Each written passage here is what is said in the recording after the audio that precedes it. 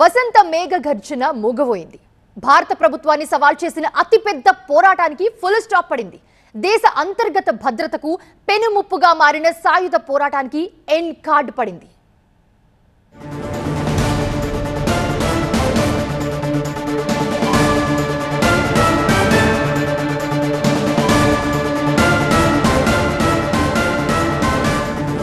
Breaking చూస్తున్నాం. Operation Kagar లో కీలక పరిణామం చోటు చేసుకుంది. మావోయిస్టు కీలక నేతలు లొంగిపోయారు.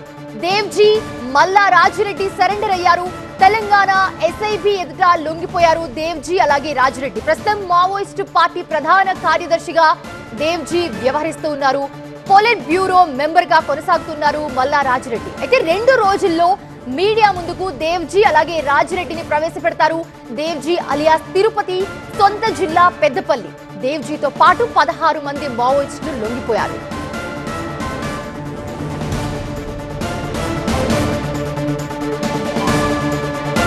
నక్సల్బరీ పోరాట స్ఫూర్తిగా సిక్కోలులో పురుడు పోసుకుని పీపుల్స్ వార్ గా నిలిచి మావోయిస్టు పార్టీ పేరుతో సాగిన ఈ ఉద్యమం 4 దశాబ్దాల తర్వాత ముగింపు దశకు వచ్చింది.